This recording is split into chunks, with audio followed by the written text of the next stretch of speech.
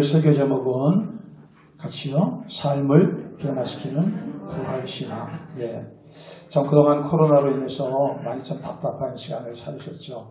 오늘 부활절인데 이제 부활절 지나고 좀 어떤 변화가 좀 있으리라고 이제 봅니다만 벌써 지난주 같은 때는 사람들이 많이 뛰쳐나온 것 같아요. 그래서 막 그냥 그 공원에도 가고 벚꽃놀이도 가고 막 그랬다고 합니다. 좀 그동안 이게 그 사람들도 못 만나고 격리되고 하다 보니까 사는 게 사는 것 같지가 않았다고 그러는 사람들이 많이 있습니다. 사람들에게 중요한 것은 생명이죠. 생명. 그러나 생명이 너무나도 귀하기 때문에 그동안 불편도 감수하고 여러 가지를 통제받고 이제 있는 것이죠.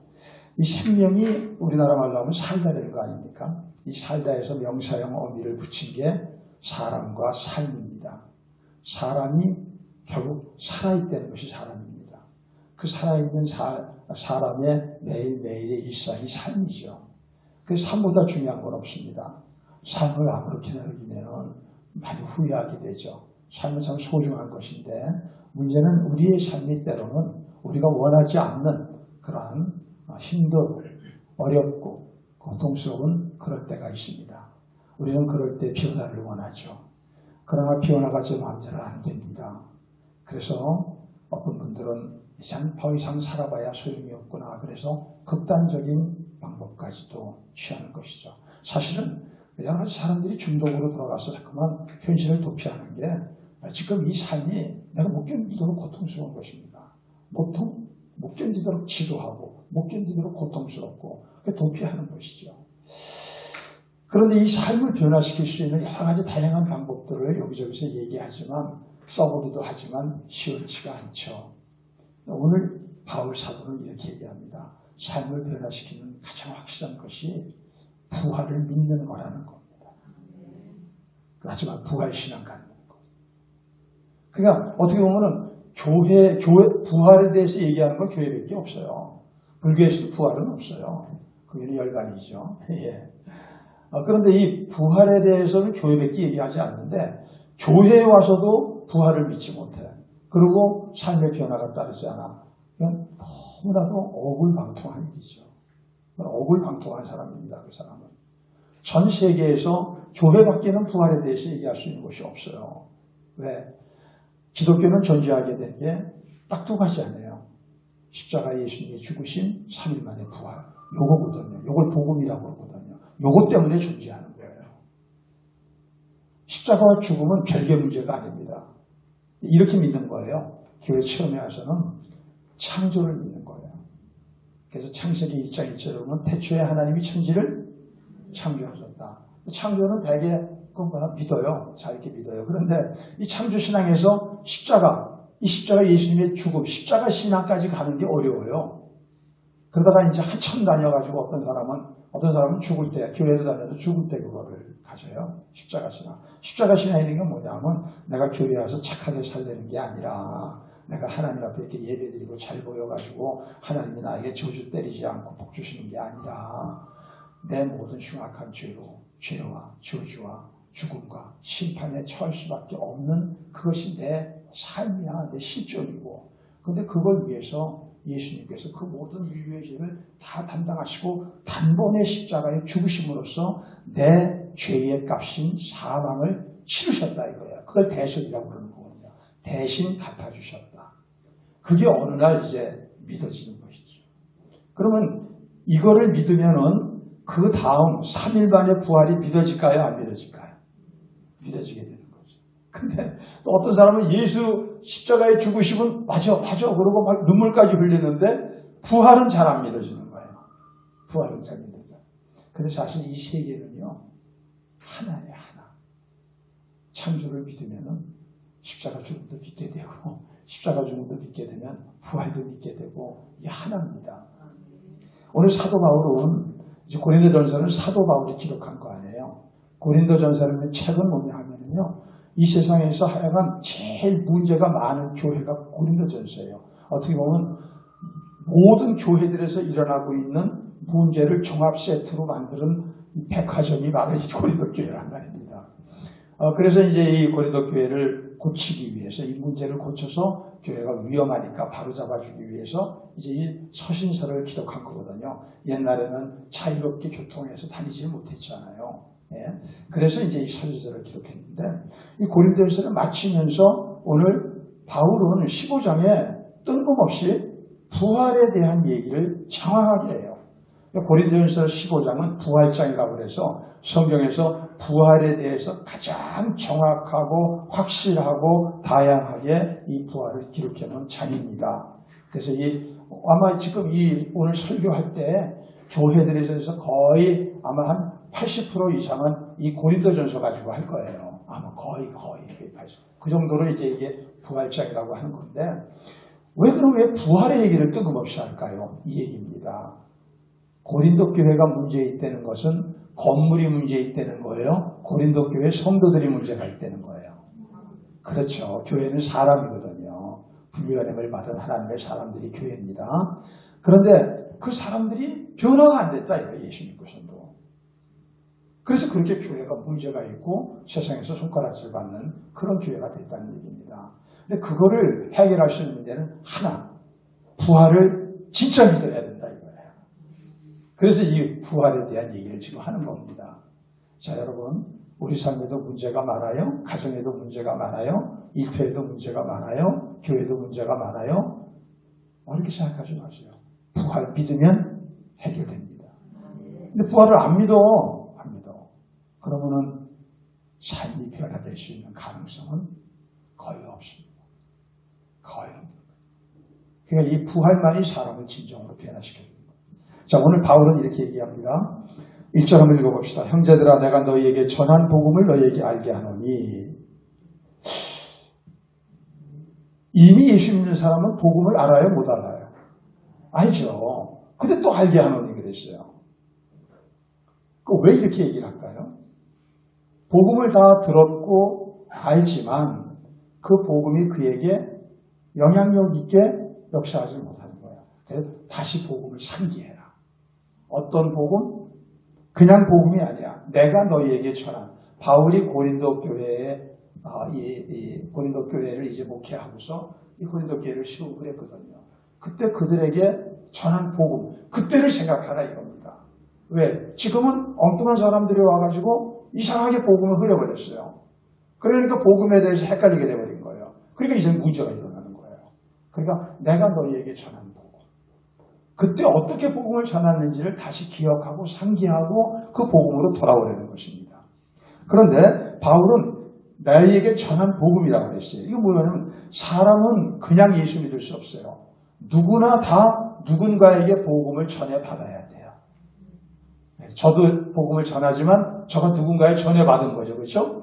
그럼 이게 전해받은 거를 다 올라가면 마지막에는 뭐가 나오느냐? 마지막에 계속 올라가면은 바로 AD 30년경 십자가에 죽으신 예수님과 부활을 경험한 사람들이 나오는 거예요. 그 사람들이 보고서 이거 그냥 있을 수가 없는 거죠. 그래 전한 것입니다. 이 전한 게 또 전하고 또 전하고 와서 여기까지 왔고 어느 대에서 전하지 않으면 그 다음은 끊어지는 겁니다. 그러나 전하면은 계속 이 복음은 이어지는 겁니다.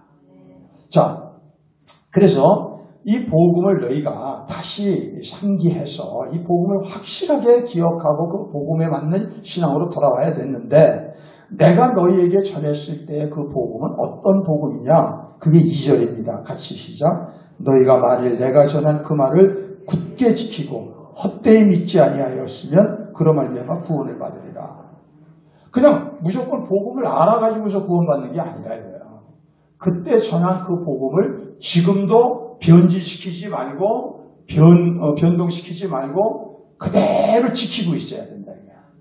그 복음은 제가 뭐라고 그랬죠? 두 가지라고 그랬죠? 십자가의 죽으심과 부활이라고 그랬죠? 그 십자가의 죽으심은 나를 대신하여 죽으신 것입니다. 그러니까 이제는 우리가 착하게 살려고 노력하면 안 돼요. 착하게 살려고 노력하는 게 구원받는 게 아니에요. 어떻게 해야 돼요? 내 죄는 아무리 내가 착하게 사서 죄 안 지려고 해도 안 되니까 나는 저주 아래서 아무것도 할 수 없는데 하나님이 우리를 사랑하사. 왜? 창조주시니까. 나의 진정한 아버지시니까. 그래서 아들 예수 그리스도로 내 죄를 모두 거기다가 때려서 마치 피레침에 그 번개, 그 뇌성이 오면은 그 피레침에 들어가면 우리는 피레침 때문에 죽지 않잖아요. 그렇게 해서 우리를 구원하신 거구나. 이것이 성경의 요지란 말이에요. 그럼 어느 날 그것을 아멘 이게 되는 거죠. 그 전에는 안 돼. 이게 안 믿어져. 이상해. 이게 이상하고 막 그냥 어색하고 막 듣기도 싫고 막 그래요. 이게 계속 그런 소리 주구장창 얘기하면은 뛰쳐나가고 싶고 막 그래요. 그런데 어느 날 하나님의 성령이 역사하셔서 오늘 이 말씀이 깨달아지고 그 영적인 눈이 열리고 마음이 열리면 믿어지는 거예요. 그러니까 나는 이제 더 이상 두려워할 필요가 없구나. 내가 하나님을 피할 필요가 없구나. 죄의식과 죄책임 느낄 필요가 없구나. 근데 그 믿음을 그때만 가지면 돼요? 안 돼요? 계속 갖고 있어야 된다. 그 다음에 헛되이 믿지 아니하면 그랬어요. 두 가지죠. 그러니까 굳게 지키고 헛되이 믿지 아니하였으면. 그럼 헛되이 믿지 아니하는 게 뭐예요? 맞아. 예수님 부활하셔서. 십자가에 죽으셔서 내 죄 용서하셨어. 난 이제 죄 할렐루야. 근데 부활하셔서. 이러고 끝나는 겁니다. 부활이 뭔가를 알아야죠. 부활은 뭐예요? 다시 살아나는 거 아니에요. 그럼 예수님이 살아나셨으면 예수를 믿어서 그 예수님을 우리 안에 모신 하나님의 백성들도 살아날까요? 안 살아날까요? 살아나죠. 그렇죠? 그 부활을 잘 생각해야 되는데 그래서 이제 부활에 대한 것은 뭐냐면 사람은 다시 살아난다는 거예요. 한마디로 얘기해서 죽어서 끝이 아니라는 겁니다. 그러면은 보세요. 우리는 다 죽기는 싫어하죠. 그러면 다 좋다고 얘기할 수 있겠네요. 사람은 죽으면 다 살아난다고 그러니까 근데 그게 아니란 말이에요. 두 종류의 부활이 있는 거예요. 계시록 20장 자, 또 내가 크고 흰 보좌와 그 위에 앉으신 이를 보니 땅과 하늘이 그 앞에서 피하여 간대. 이게 뭐냐 이제 마지막 날. 그래서 이 세상은 다 종말입니다.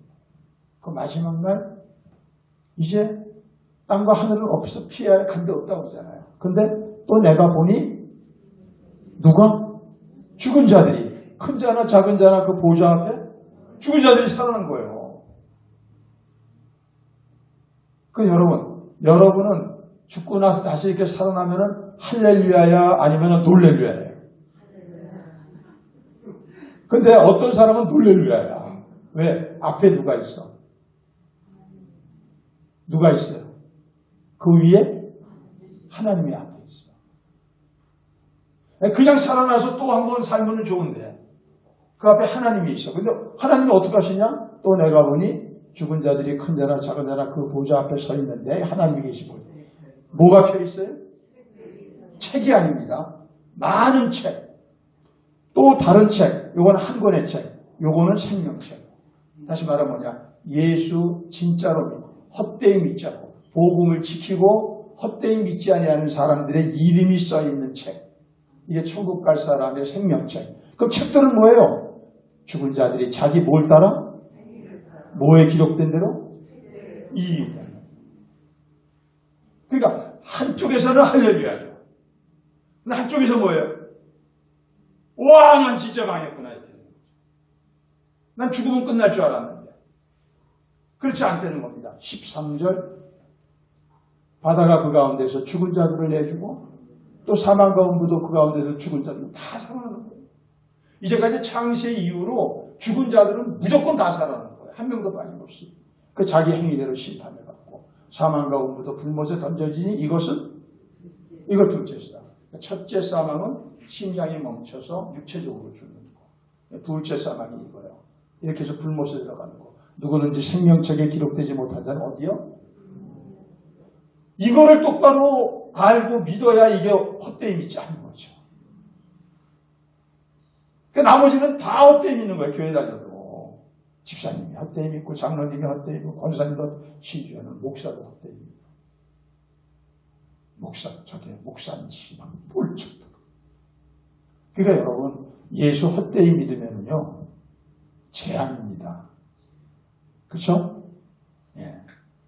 헛되이 믿는 건 구원이 없다는 거예요. 무조건 지옥 간다는 거예요. 평생 교회 다니고 지옥 간다고 제가 가끔 그 얘기하죠. 설교에. 그래서 이 얘기를 하는 거예요. 헛되이 믿지 않고 부활이 뭔가. 그럼 나는 내가 언젠가 죽고 살아났는데 그때 어떤 존재로 될 것인가를 생각해 봐야죠.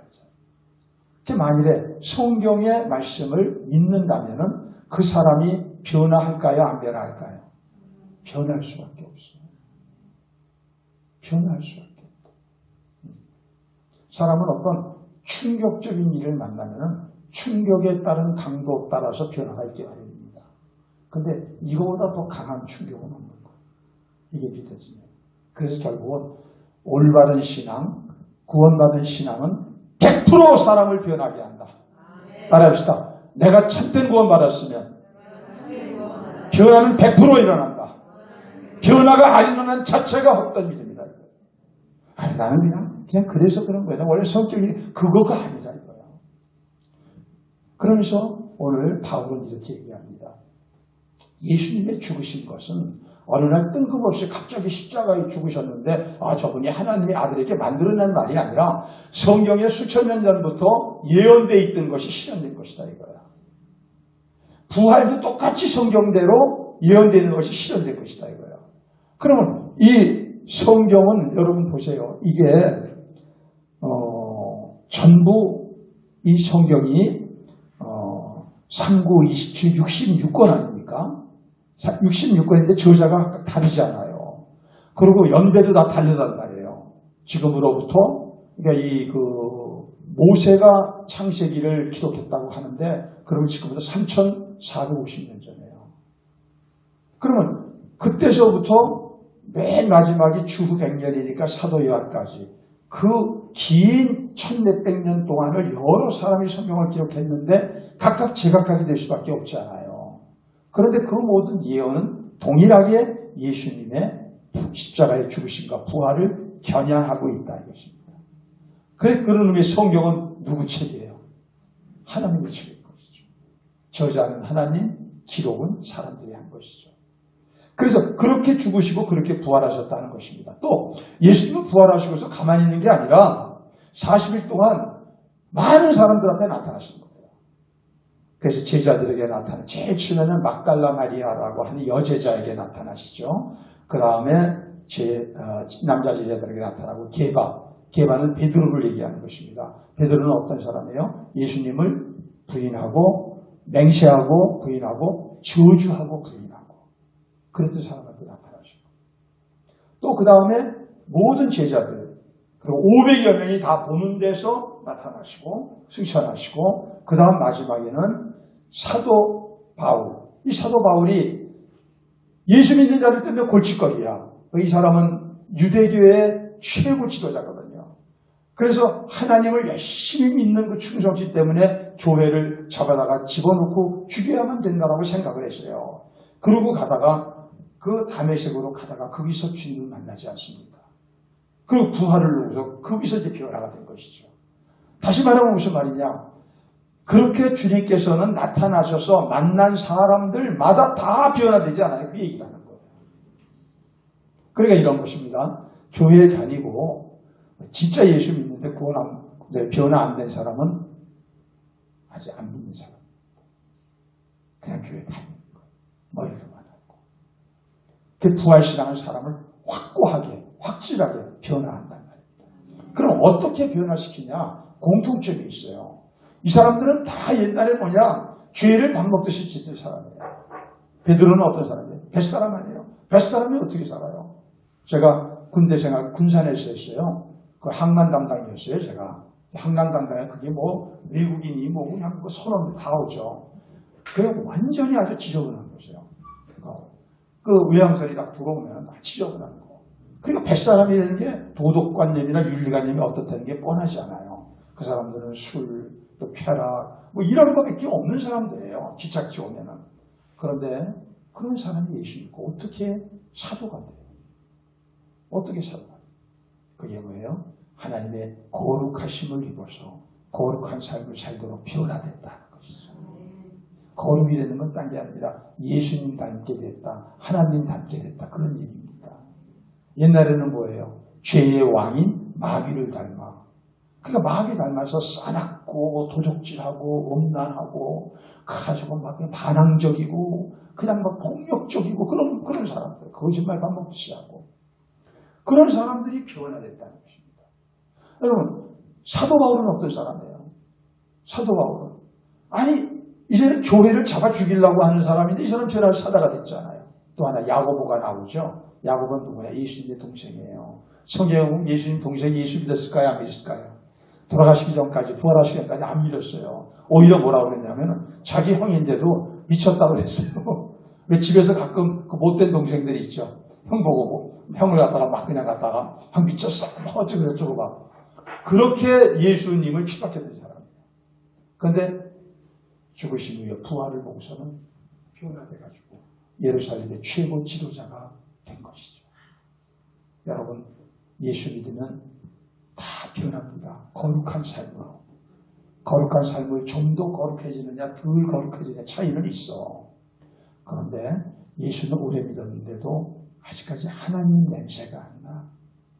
예수님의 그 향기가 안 나. 그건 심각한 문제예요. 왜? 헛되이 믿었을 공산이 그거죠. 그래서 오늘 바울은 그 얘기를 하는 것입니다. 그래서 여러분, 왜 이게 거룩해지느냐? 간단해요.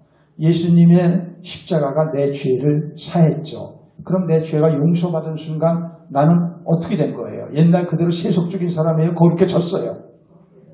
여러분, 목욕하시죠? 막 이렇게 험한 일 하다가 확 뒤집어 쓰고 막 이러다가 이제 목욕해요. 그러면 여러분 목욕했으면은 그 다음에 이 목욕한 몸에다가 금방 가서 더러운 거 입힙니까? 전부 다 깨끗하게 하려고 애를 써요. 그렇지 않아요. 그게 그 사람이거든요. 그래서 죄를 그 다음부터는 싫어하고 옛날엔 죄가 그렇게 좋았어요. 달콤하고. 근데 이제는 죄가 조금 역겹습니다. 토할 것 같습니다. 나중에 못 견디겠습니다. 제가 옛날에 술 많이 했거든요. 술집이 너무 좋았어요. 근데 예수 믿고 나서 술집 갔는데요. 정말 기억질이 날 것 같아요. 한번 그게 낮에 갔다가 더 놀랐어요. 낮에 일이 있어가지고 그 술집을 가게 됐는데 예수 믿고 나서요. 가게 됐는데 그리고 이제 분신물이 있어. 그 밤새도록 거기서 그냥 못된 짓 하고서 어지러운 온 거를 낮에 가서 봤더니 1분도 있을 수가 없는 거예요. 여러분, 죄가 싫어지기 바랍니다. 죄가 달콤해지려고 안 돼요. 그래서 죄라는 것은요, 마음으로 짓고요, 입으로 짓고, 눈으로 짓고, 귀로 짓고, 손으로 짓고, 행동으로 짓고, 삶 전체를 드리는 거. 그렇게 죄를 짓거든요. 이것들이 점점 예수 믿으면서 점점 변화돼서 몸과 마음도 깨끗하게 이렇게 점점 되어져가는 걸 거룩한 삶이라고 하는 거죠. 그럼 그렇게 할수록 어떤 변화가 나느냐? 오늘 새벽에 설교했지만 하나님이 내 삶에 자주 나타나시는 거예요. 응? 자주 나타나시는 거예요. 그러니까 어떻게 해요? 자주 나타나시니까 그분하고도 좀 친해지죠. 하나님하고도 친해질 수 있고 자주 나타나시니까 그분이 어떻게 하시는 것도 좀 어느 정도 알 수 있고 아주 약하지만 또 그분이 우리를 보호하시는 거 그런 거 경험하시고 인도하시는 거 경험하시니까 점점 더 그분께로 가까이 가게 되는 거죠. 이게 없는 사람은 제멋대로 교회 다녀가 제멋대로 못된 짓 계속하고서 제멋대로 신앙 없을 거예요. 이런 걸 수도 없이 봤어요. 제가 경험과 체험을 중요시 여기지 마세요. 이 경험과 체험은요, 하나님의 말씀으로 그것이 완전히 그것을 해석이라고 그럴까요? 아, 내가 경험한 게 이런 거로구나 하는 걸 말씀으로 그것이 돼야 돼요.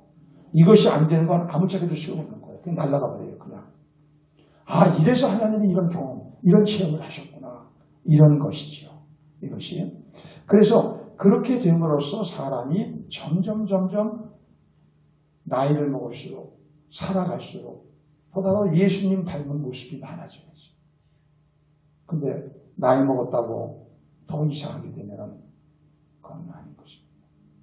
나이 먹는다고 이상하게 안 됩니다. 예수 잘 믿는 사람들의 나이 먹을수록 예수님의 향기가 나야 됩니다. 그렇습니까? 찬송가 중에서 제일 많이 부르는 찬송 1, 2위를 다투는 게 있어요. 하나님의 은혜로 있을 데 없는 자 이거 하고요. 또 하나가 305장에 나 같은 죄인 살리시. 언제나 이게 1, 2위. 그런데 그 나 같은 죄인 살리시를 찬송가에 지은 존 뉴턴이라고 있어요. 이 사람은 노예선의 선장이었습니다. 그 당시는 노예 무역하는 것이 최고 대박 터뜨리는 거예요. 바깥에 나가서 아프리카 가가지고서 거기서 그냥 그 흑인들 포획해다가 그거 갖다가 배에다가 집어넣고 그 배에다가 그들을 관리해야 되니까 살아서 가야 노예가 되잖아요. 그러니까 수개월 동안 배를 가야 되니까 그들에게 땅콩만 주는 거예요. 땅콩을 먹으면은 생명유지에 가장 좋은 양분이 거기 있고 가장 적은 양이라 배설도 하지 않아서 일하기 간단한 거예요.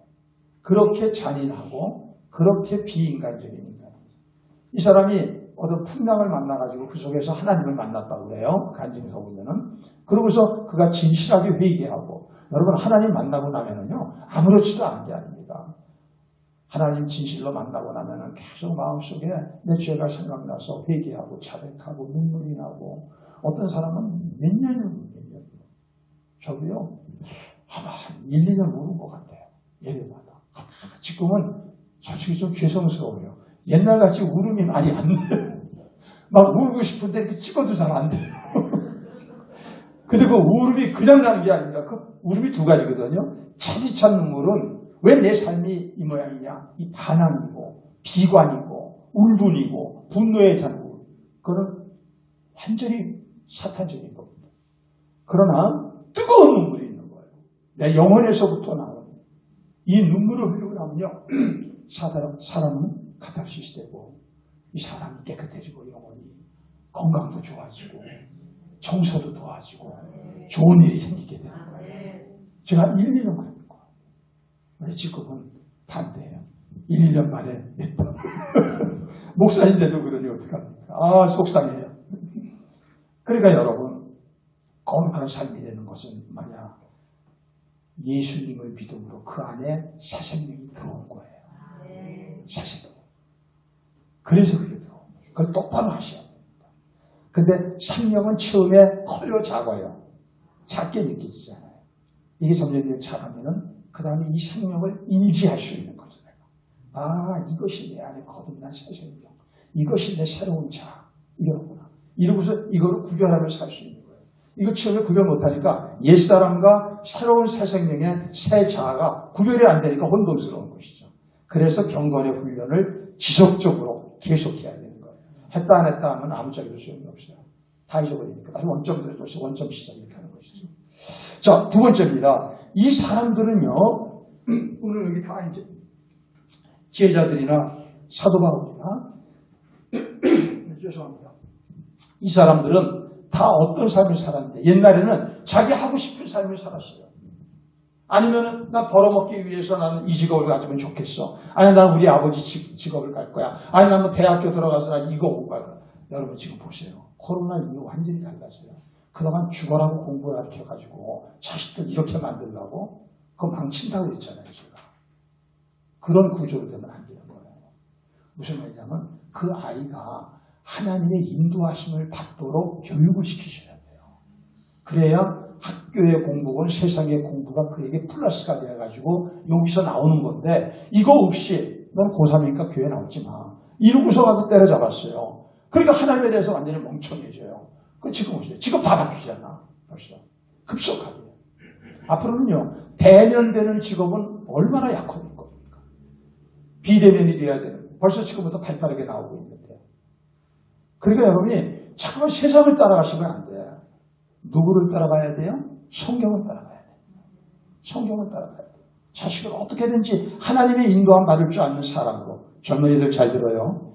지금 나가서 아무리 학교고 어디서 누가 좋다고 하는 거 대단하다. 그거 다 쓰레기야. 그거가 보화가 되게 하려면은 우리 젊은이들이 먼저 주님과의 관계를 똑바로 해서 주님이 나를 어디로 인도하시는 걸 알아야 된다. 이걸 그러고 가야 해. 이게 없는 사람을 소경이라고 합니다. 성경에서. 이거를 할 줄 아는 사람, 영적인 눈이 열려서 그렇게 돼야 이 사람의 미래가 열리거든요. 그래서 직업이라는 것을 전에는 다 하고 싶은 걸 했는데 오늘 여기 나온 사람들은 다 어떻게 됐어요? 그 직업이 한번 바뀝니다. 어떻게 바뀌어요? 주님이 어느 날 그에게 오셔요. 그래서 영수야, 너 그동안 사업하고 빚 갚느라고 애를 썼는데 이제는 너 일하자. 아니요, 저는 돈을 더 벌어야 되겠어요. 그럼 주님께서 그래, 또 한번 해봐. 또 좀 이따 그러세요. 영수야, 일하자. 아니 주님 아니에요. 1년만 더 하세요. 안 되겠네. 그리고 결국은 누가 세요? 그래서 결국은 하겠습니다. 근데 그때는 벌써 많이 망가진 다음이야. 그래서 여러분 이걸 뭐라 그러냐면요. 우리나라는 그냥 일이라고 해요. 직업을 일이라고 하는데 영어에는 일에 대한 얘기가 많이 있죠. job도 일이죠. 그렇죠? job도 일이고 task도 뭐 그렇게 볼 수도 있고 또 vocation이라고 하는 단어도 있고 이렇게 여러 가지 단어가 있는데 제일 일에 높은 단어가 vocation이에요. 신의 부르심의 일. 이거를 소명이라고 합니다. 소명. 영어로는 calling이죠. calling을 부르신다는 일. 소명으로 부르신. 그래서 부르셔서 하나님이 너는 이 일을 하면 좋겠다. 이거를 미션이라고 합니다. 요새는 미션을 교회에서 성도들이 미션 없는 삶을 살아요. 그래서 다 누가 갖다 쓰느냐? 텔레비 종편이 갖다 쓰고 있어요. 거기서 다 미션 얘기하죠. 뭐가 가지고 뭐 어디 뭐 놀러 가서 뭐 해서 그러다 가서 미션이라는 단어를 쓰고 있어요. 참 기가 막힌 거죠. 성경이 얘기하지 않아요. 너희가 빛된 삶, 소금의 삶을 못 살면은 다 뺏긴다는 거 아니에요. 우리가 다 도둑 맞고 있는 겁니다. 좋은 걸 다 거기다가. 이거 바꿔야 됩니다, 여러분. 그래서 여러분들이 소명적인 삶을 살아야 되는 것은 그분이 창조주 아니세요. 그분이 만드셨어요. 그러면 그분이 만드신 분이 나를 어디다가 쓰시려고 계획을 하고 만드셨을까요? 그냥 아무렇게나 그냥 만드셨을까요? 그렇죠. 그렇게 소중한 거예요. 그러니까 되는 대로 막 살면 안 되는 겁니다. 내가 구원받았으면 그때부터 내가 기도와 말씀으로 경건을 하면서 그분과 친밀해지고 그분과 교제가 되고 그분의 음성을 들을 줄 알게 되고 인도를 받을 줄 알게 가면서 이렇게 거룩해진 삶을 훈련하다 보면 어느 날 하나님이 나에게 부르셔요. 너는 이렇게 하면 좋겠다. 저렇게 하면 좋겠다. 그러면 다 뭐냐? 다 목회자 아닙니다. 다 선교사 안에 착각하지 마세요. 오늘도 귀하게 또 훈련하셨는데 며칠 전에 제 친구가, 제 후배가, 인정상이 되는 후배가 호주에 삽니다. 인테리어에서 돈 꽤 벌어요. 잘 살다가 이제 어느 날 어떤 여러 가지 가정의 문제, 이런 문제 때문에 이제 변화가 일어났는데 그 친구가, 저 후배가 인정상이 좀 보여줘 보세요. 뜬금없이 이게 딱 떠오르는 거예요. 카톡에. 이게 뭐지 그랬어요. 조금 있더니 이제 단어를 이렇게 써가지고 온 거예요.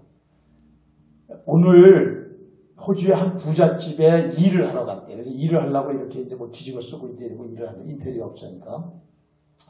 근데 차고에 들어갔더니 깜짝 놀랐대. 똑같은 차 두 대가 있는데 하나는 다 고물돼가지고 엉망돼 버렸어요. 그리고 하나는 지금 이제 일하는 것 때문에 이거 써서 그러는데 완전히 이건 새 차예요. 그런데 이 차가요. 포르쉐입니다. 포르쉐. 6억짜리 포르쉐.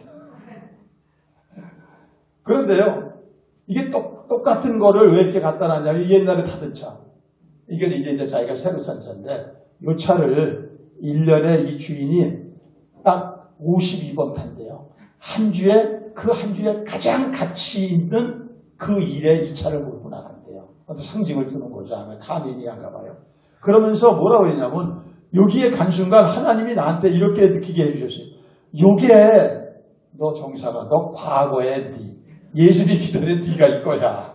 너 지금 이렇게 해서 왜냐 지금 이 사람이 돈도 이제 꽤 버는데 무슨 일을 하냐면요. 호주 시드니의 중심부에서 노숙인을 한 1,500명 가까이 1,000명, 1,500명 가까이를 계속 지금 한 8년째 그걸 먹이는 일을 하고 있습니다. 그리고 전도하는 일을 하고 있어요. 어떻게 됐어요? 세속적인 삶, 돈 벌어서 잘 사는 삶. 그 삶에서 뭐로 옮겨왔어요? 소명적 삶. 이걸 얘기하는 거예요. 소명적 삶. 직업을 바꾸려는 것이 아닙니다. 이 일은 네가 했으면 좋겠다. 이걸 하나님이 우리한테 부르셔서 시키시는 거예요. 여러분, 여러분이 누군가에게 일을 맡기면은 마구잡이로 맡겨요? 믿음직스러워야 맡겨요?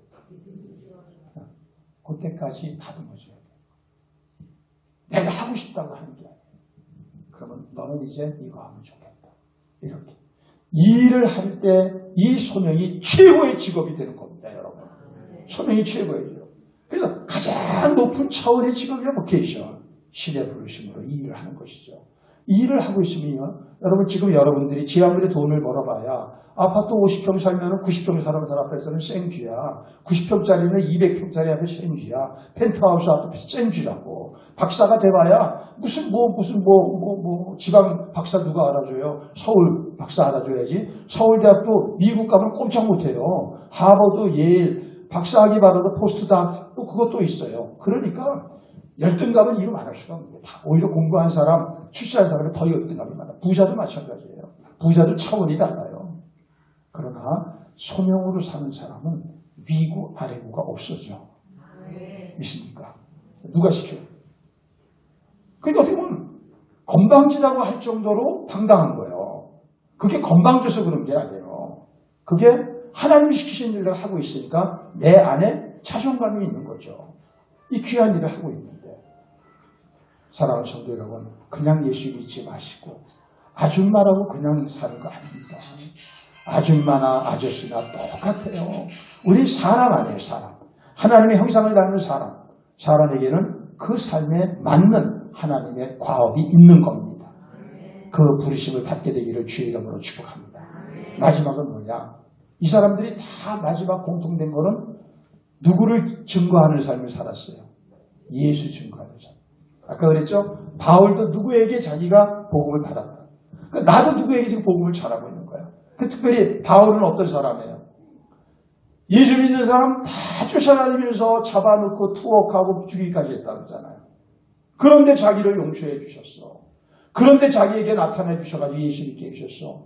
그러면 다른 사람보다 감사와 감격이 더 할까요? 덜 할까요? 더 하지 않아요. 그래서 자기는 더 주님 앞에 죽도록 충성했다는 거예요. 이게 바로 하나님의 은혜라는 것이죠.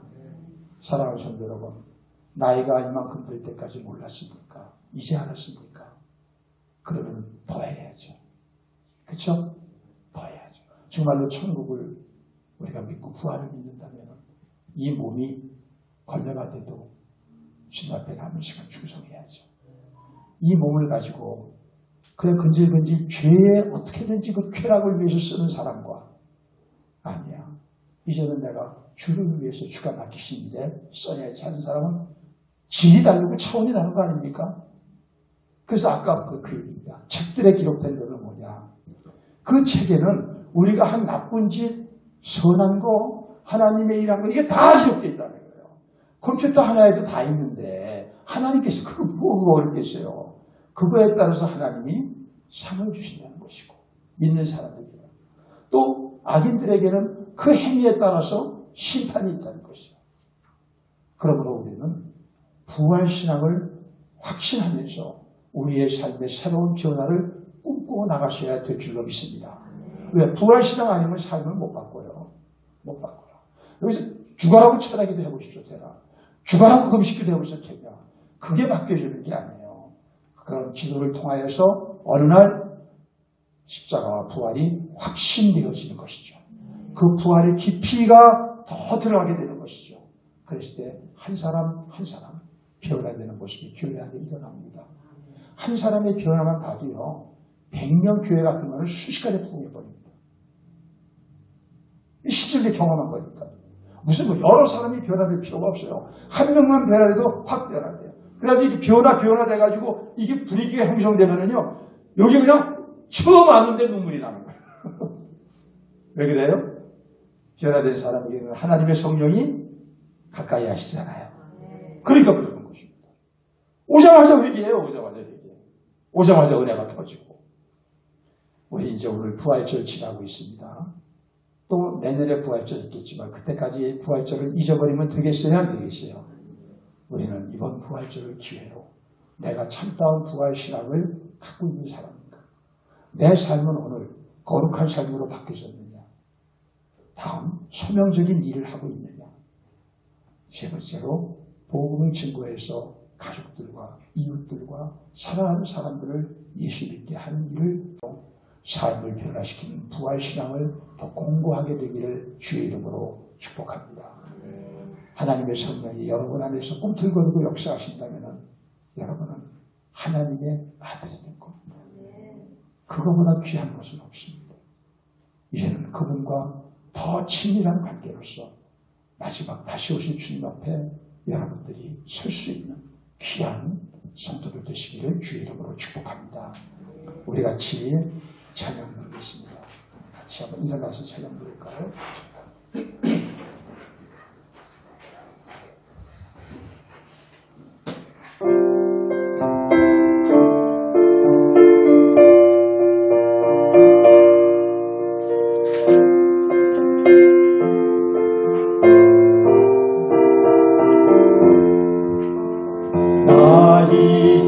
주님의 새 생명 얻은 몸 옛 것은 지나고 새 사람이로다.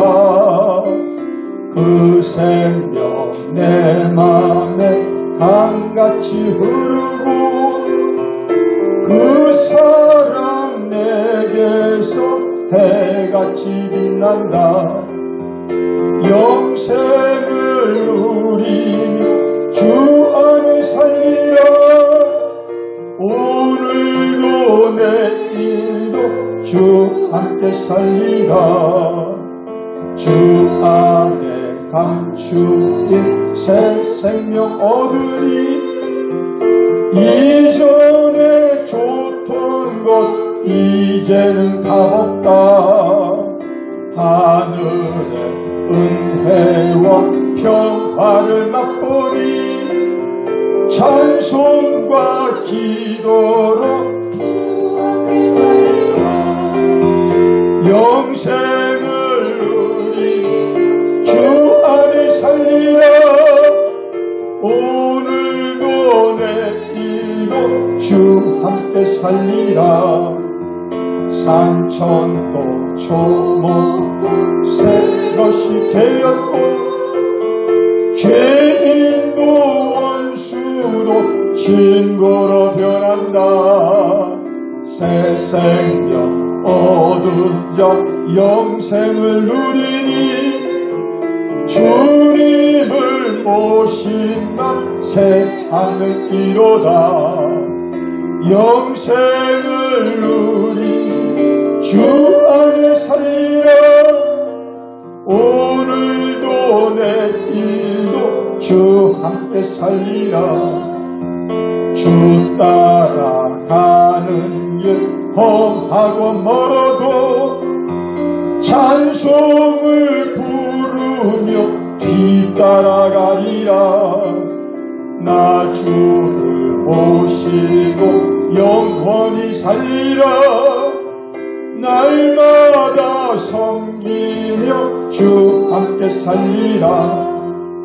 영생을 누리 주 안에 살리라. 오늘도 내일도 주 함께 살리라. 이 시간 함께 기도하길 원합니다.